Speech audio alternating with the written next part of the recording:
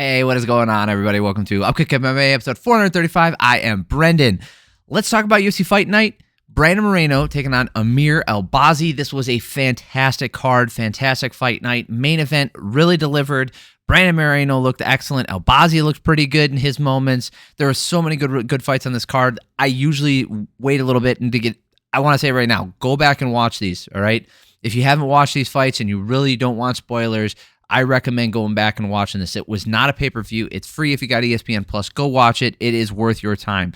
Let's get into some fights because there are a lot to go through. We're going to break down all the fights, go through them round by round. If you like this kind of thing, subscribe to the channel that when you know the next video is coming out. And if you find yourself liking this video, hit the like button. I'd appreciate that as well. All right, let's get right into the main event. Brandon Moreno, what was he? Is he number 2? He is number 2. Okay, so this was number 2 and number 3. I can't think of a better matchup to put someone in position to go to fight for the title next. Obviously, you got Tatsuro Taira waiting in the wings, but Pantoja is supposed to fight the newcomer in a few months, I think. But anyway, let's just talk about this fight because it was so good. It deserves the time that we will spend talking about it. Moreno pumping out the jab, finding the mark a little bit, but Albazi out of range and retreating. So early on, like a lot of these fights on this card, they started with some really tentative stuff. And yes, I said there was a lot of good fights. There were some stinkers on this card, and we will skip through them as we go.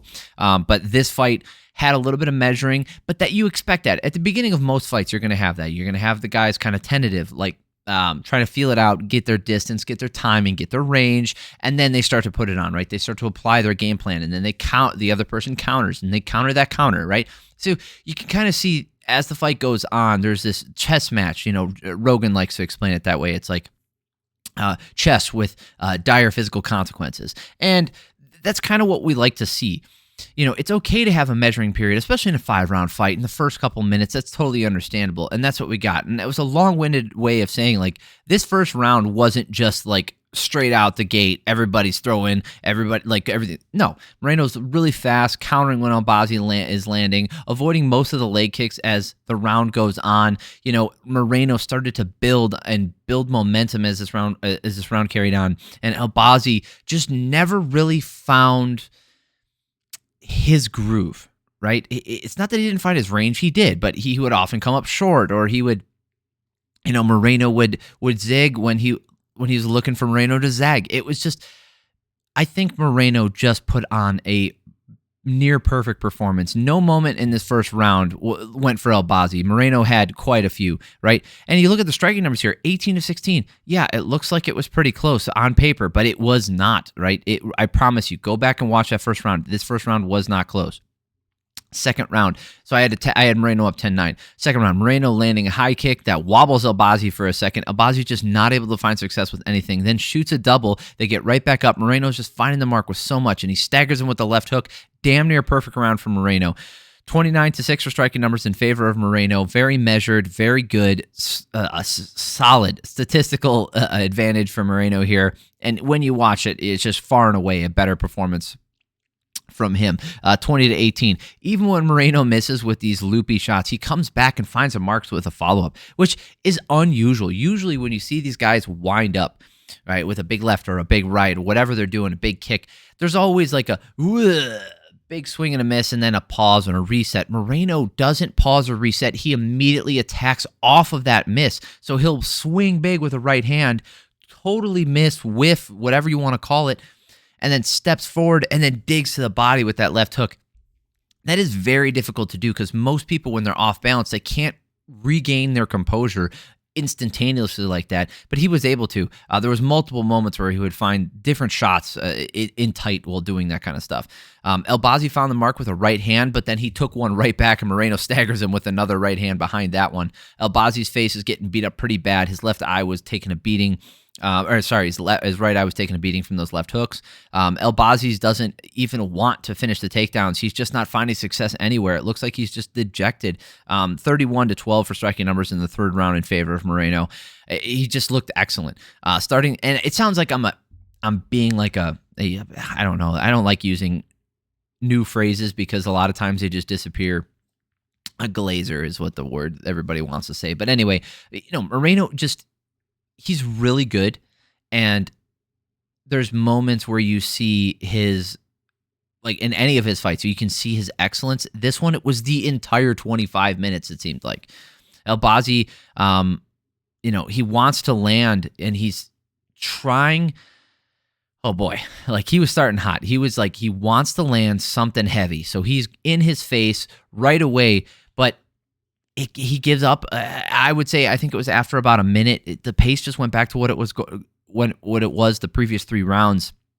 Albazi just couldn't keep up that pressure. He couldn't keep up the pace. He wasn't willing to stay in tight and take the beating that he was taking to land a couple. But this was probably his best round. Anytime Albazi has a moment of success, he stops and resets, or Moreno punishes him. But this was statistically his best round, and by far like the best damaging round for Albazi. I still didn't give it to him. Striking numbers 22-20 in favor of Moreno. Is very, very close. If you gave this to Albazi, I could understand. I did not see it that way. I did not give him a single round. So I had 40-36 going into the 5th round, and then Moreno gets poked in the eye, tells Marc-Andre, like Marc-Andre comes over there, and before he even says anything, he goes like, 2 eyes, 1 nose. He's like, can you see? Are you good? He says, 2 eyes, 1 nose, 1 mouth. And like basically saying like, I can see you perfectly clear. Let's go. Oh yeah, he's like, "Are you good to go? Would you like to continue?" And he says, "Yes, please." I love it. That like his attitude so infectious. Moreno just looked like he was a few levels above Albazi. He truly deserves another title shot. 32-9 for the striking numbers in the last round. I think this is one of the best performances I've ever seen from Moreno, especially in recent memory. And then on top of that, especially with the level of competition, yes, Albazi's coming off a layoff, but so is Moreno. Anyway, all 3, Saul D'Amato and Derek clearly had all 5 rounds for Moreno. Eric Colon gave that first round to Albazi. Okay, I don't agree. I think that's wrong. Yeah, I don't think that's right. But, if this was in a place that recently took place, in the location that it recently took place, maybe we'd be looking at different scorecards all over the place. Anyway, co-main event, Erin Blanchfield versus Rose Namajunas. This was weird. Why was this 5 rounds? They just arbitrarily decided that this is going to be 5 rounds. I'm okay with it. Like, I have no problem with there being more 5-round fights, especially when people are getting close to title contention like Erin Blanchfield is. It's kind of odd. It's not the main event. It's not the main event on a fight night. There's no belt on the line. It just seemed weird. I don't know. This is a tale of 2 fights, essentially. First 2 rounds in the second half. Namajunas keeping her on the edge of the cage, landing jabs, even when Blanchfield goes with high kicks. She's still landing a jab through the high kick. It was incredible. Blanchfield still reaches when she strikes. It's not very clean. She is not a good striker. Okay, she is a complete mixed martial artist in that she can do all things, but she is not proficient in her striking. Namajunas looks very technical, staying out of range, and then steps back into land. Namajunas just 1 step ahead the whole time. Clearly her round 10-9, outstruck her 30-19, outdamaged her definitely. A great round for Namajunas. Second round, Blanchfield forcing her way into range and landing her sloppy shots, while Namajunas still finding the mark with her jab and then the follow-up. Blanchfield wants the takedown along the fence, but gets reversed, and Namajunas gets on top, lets her back up so that she can strike some more. Blanchfield tries a single leg to end the round, but there was just nothing there. Striking numbers were oddly in favor of Blanchfield here. I don't know if I believe that, 25-23, but clearly this was Namajunas' round. She landed the bigger shots, landed more damage. Blanchfield might have landed some of those like sloppy jabs in tight, but they might be counted as significant strikes, but not all significant strikes are created equal. All right. Third round, this is where it all changed. Blanchfield desperate to stay in range, throwing a ton. Namajunas goes takedown, but then gets stuck in the clinch and exchanges and ends up getting taken down herself. Namajunas, just her fight IQ sometimes she looks like a world beater, right? And that includes her fight IQ. Focus camera. So sometimes she looks like a world beater, but then she makes these weird decisions, like going for a takedown when she's absolutely winning on the feet. She didn't look like she was getting tired. I had no idea what happened, why she did that. Changed the tide of the fight. It was similar to when she was fighting Carla Esparza for the second time. Just would not engage because she was afraid of getting taken down, but I she thought that she had won. She was winning that fight. Maybe it's her corner. Maybe it's Pat Barry in her corner. I have no idea. But this thing, like where she went for a takedown, and then she ends up Blanchfield did nothing on the ground, but it didn't matter. She was on top for what was it? 3 minutes? 3 minutes and 38 seconds in this third round. And that's the whole round. 11-9 for striking numbers in favor of Blanchfield, but that wasn't the story of the third round. So I have it 29-28 going to the fourth round. Closer round on the feet. This is a much better round for Blanchfield. Honestly, it was her pressure. I don't know if Namajunas was afraid of the takedown, but Blanchfield overwhelmed her with volume and pressure and staying in her face and not letting it be clean, made it a really dirty fight, and Blanchfield outstruck her 40-25. That was clearly her round. So 38-38 going into the last round. Blanchfield comes out hot and Rose firing back, but then Namajunas shoots in again. And then Blanchfield manages to use that to get on top, and then she's on top for the entire round. Was this the most exciting fight? No. The first two rounds looked pretty good. Fourth round was relatively interesting to watch, but the third and fifth round, I had Blanchfield winning 48-47. I think all three judges had it the same way. Yes, Janitra Kamija, Mike Bellander clearly all saw it the correct way, which first two rounds to Namajunas and then the last three. So, this got to be Blanchfield for a title. She has some holes in her game that can be exploited clearly, but I mean, who's gonna? If she just overwhelms you with her size, but at flyweight, do you think she's going to be able to overwhelm Valentina Shevchenko with her size? Probably not. Shevchenko's pretty strong. Manon, she could probably, and then Alexa Grasso. Blanchfield's probably going to get a title shot to make things interesting, although Fioro could probably make an argument that she deserves one first because Rose was ranked number 5, right? Yeah. I'd say give Blanchfield, Grasso, and Fior Shevchenko. If you're really trying to make a fight for both of them, that's what I would do. Again, not the most exciting fight, but that wasn't a horrible fight to watch. Once Blanchfield got on top, she kind of just sat there. It wasn't like I said, that wasn't the most interesting, but there were some good moments in that fight. Caio Machado versus Brendson Ribeiro.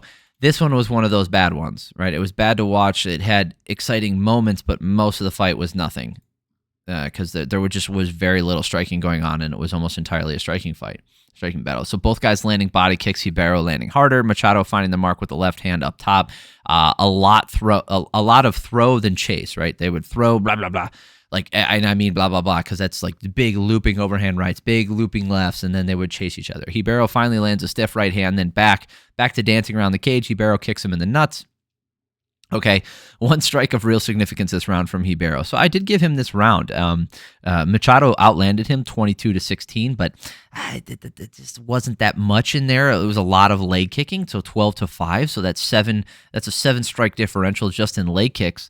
That makes up the differential between the two. And then I think that one strike that landed from Ribeiro on to the head was more significant than anything else that got thrown. And the 6-strike total differential was not enough to give that to Machado just on volume. So I gave that first round to Ribeiro. Second round, Machado able to keep the distance as he retreats with the kicks. The fight is not good to watch. Machado landing kicks. 22-12. This is the one where Machado was he outstruck him by 10 and stayed on the outside, kicked his legs, kicked his body, and outpointed him. That's fine. Machado clearly won this round. So I have 19-19 going to the third round. Machado is swinging with big overhand lefts this round to start. Ribeiro with a nice head kick and then back to slow, waiting, then big misses. Huge right hand lands from Ribeiro. Machado presses forward, lands his own. Machado kicks him in the nuts now. The ref says nah, and fight's almost over. Just fight anyway. I think it was Gerald Valal. Yeah, I don't like that guy. And this fight ended in total slop. Machado did outstrike him 32-21. I gave him this round because he landed more, and there was enough volume in there. There was enough hard strikes in there for Machado to take this last round. I gave him this 29-28. Looking at the scorecards, though, Saul D'Amato saw the first 2 rounds for Ribeiro. I disagree. Thomas Collins gave the second 2 rounds to Machado, or the second and third round to Machado. I agree with that one. And Mike Bell saw the first 2 rounds with Ribeiro. Yeah, I just don't agree with that. I don't think that's accurate. No, that just doesn't make sense to me. Go back and watch that again. Those first 2 rounds, that second round was not Ribeiro's. There was Ribeiro got outstruck in the second round, didn't land a significant strike that really changed the tide of that second round at all. Got outstruck by even more than he did in the first round. I don't know how you can think he won that second round, to be honest. I think that was a bad call. Not a robbery, but that's a bad call. There was actually a few bad decisions. We'll get to those too. I think those might have been on the prelims though. That'll be in the next video. Ariane de Silva versus Jasmine Jasudavicius. Where are you? This fight was okay. Wasn't too bad. When it was on the feet, it was fun. On the ground, Jasudavicius really smothering. Not a whole lot going on down there, but she did make it interesting enough in the last round for me to give it to her, and it was dominant enough in a way where I was like, okay, I'll give her that. Measuring and Silva opening up with the combos, extending them and finding the mark with the 2 and the 3. Jasudavicius just kind of waiting, right? She wasn't throwing a lot out there. She didn't throw a lot of strikes out there early on. Jasudavicius isn't moving into range enough, and De Silva is able to stay safe on the outside and point her way to a successful round. Jasudavicius catches a head kick, gets it to the ground, just not able to do enough with it, right? Despite a little bit of ground and pound at the very end of the round, it's just not enough. She got outstruck here, 27-13, not able to do a lot with the ground control that she had. Like, it says 30 seconds, but that was not all on the ground. Anyway, first round, De Silva. Second round, so I had 10-9 De Silva. Second round, this round looking the same way the first round went, and then Jasudavicius gets that single leg, gets her down. Jasudavicius getting some ground and pound from the half guard, elbows and punches. Not a ton of damage from them, but she was very active, right? Very active. They were not just to stay busy shots. They were with intent to finish the fight. It's just that a lot of them either weren't getting through. Jasudavicius isn't the strongest or hardest hitter, so it's just that's what she could muster up. That being said, 3 minutes and 42 seconds of control time, and all those strikes that she landed on the ground, 83 strikes. I gave her a 10-8. I thought that she did enough in this round to warrant a 10-8 for me.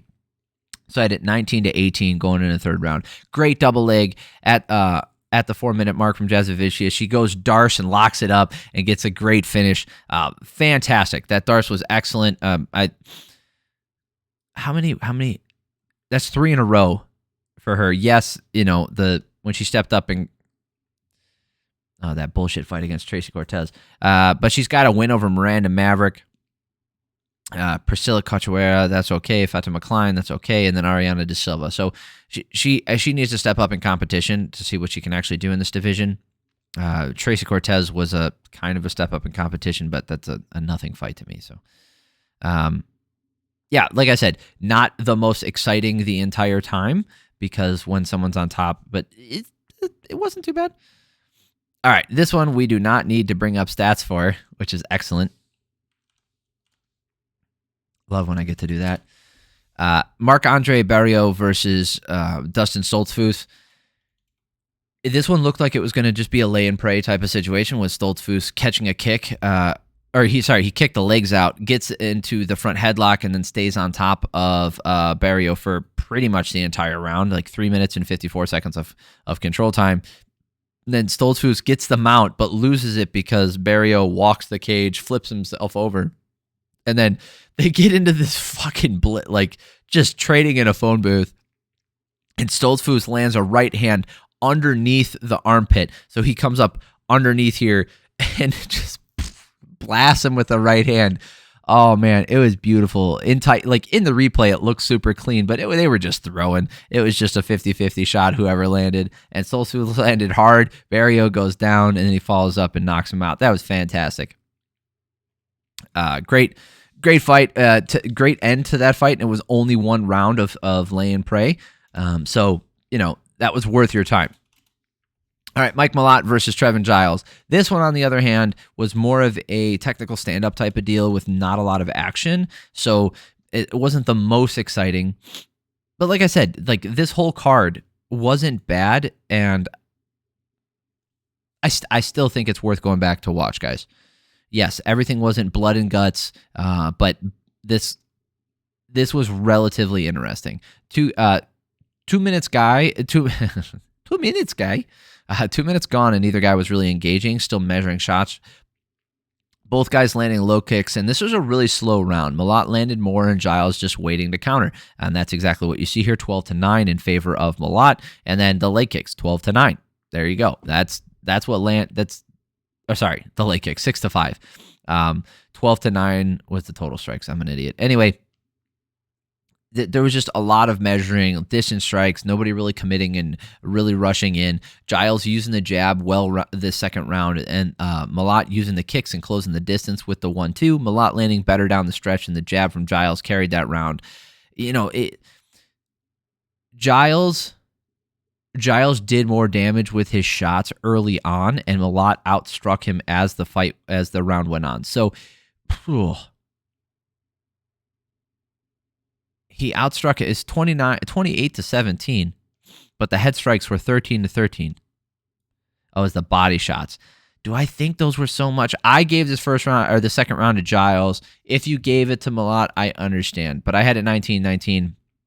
I even wrote down it's a really weird fight to score because there isn't a lot of action all the time, and neither guy's really putting a stamp on the round, so it's how you're judging individual strikes, and I thought that Giles' strikes, those individual ones, did more damage in the moment.